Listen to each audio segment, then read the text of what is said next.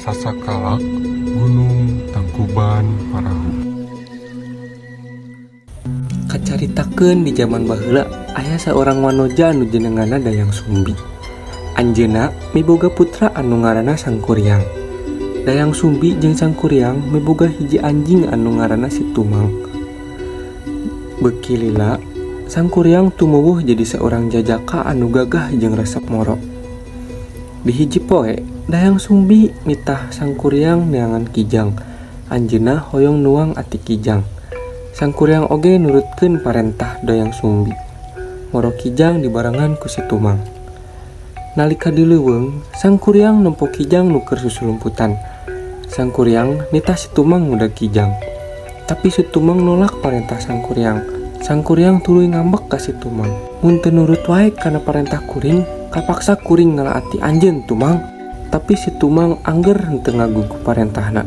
Sangkuriang tambah keheul bari ngambek. Kusabab ati Kijangna teu beunang wae, Sangkuriang akhirna ngalaati Situmang keur dipasrahkeun ka Dayang Sumbi. "Ma, ya abdi kenging ati Kijang kanggo emak," ceuk Sangkuriang. Dayang Sumbi bungah meunang ati Kijang tuluy eta ati teh digoreng. Nalika goreng, ati eta dipiringan anjeunna naros ka Sangkuriang. "Kamana Situmang? Gending asa teu katingali."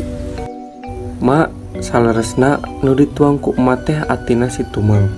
Tuluy Dayang Sumbi ngebantingkeun cinduk kana sirahna Sangkuriang. "Gusti, Sangkuriang apal henteu? Situmang teh bapa maneh?" "Teu mungkin kuring anak sakadang anjing."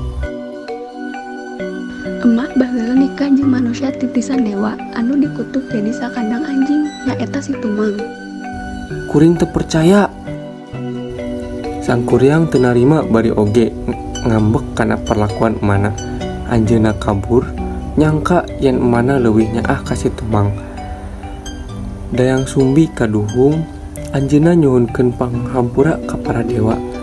Dayang Sumbi dipaparin keajaiban nyaeta kaendahan rupa anu langgeng. Sababaraha taun kaliwat, Sangkuriang tumuwuh jadi lalaki dewasa anu gagah jeung miboga kekuatan. Kacaritakeun Sangkuriang anu robah ngaranna jadi Caka. Liren di salah sahiji saung, anjeunna disuguhan cai ku salah sahiji wanoja geulis. Caka resep ka eta wanoja. Kitu deui sabalikna, eta wanoja oge resep ka Jaka. Jaka jeung eta wanoja teh silih pikanyaah dugi ka bade nikah. Hiji waktu Jaka teh bade moro hayang dipangmasangkeun iket ku eta wanoja. Nalika ningali sirah Jaka aya tanda tilas ka baduk sinduk, anjeunna langsung reuwas. "Ieu tilas naon tanda dina sirah teh?" "Oh, ieu kapungkur kantos dibaduk ku emak kuring. Eta wanoja teh nyaeta Dayang Sumbi teras emut ka putrana Sangkuriang." "Teu bisa, kuring moal bisa nikah jeung anjeun Jaka. Kuring yakin, anjeun pasti Sangkuriang anak kuring anu leungit salila ieu." "Kumaha Sumbi maksudna? Pamuhalan pisan kuring teu percaya yen kuring teh anak anjeun," tembal Sangkuriang. "Wanoja anu ngabanding anjeun ku sinduk teh kuring Sangkuriang. Kuring meunang kaajaiban ti para dewa miboga kaendahan rupa anu langgeng." "Teu mungkin kuring teu paduli, kuring teu percaya, pokona kuring kudu nikah jeung anjeun," ceuk Sangkuriang beri nafsu. Dayang Sumbi neangan cara pikeun ngagagalkeun pernikahan jeung Sangkuriang. Dayang Sumbi mentas syarat ka Sangkuriang. "Mun anjeun keukeuh hayang nikah jeung kuring, anjeun kudu nyieun bendungan di Walungan Citarum. Tuluy nyieun situ anu di jerona aya parahu keur ulang balayar.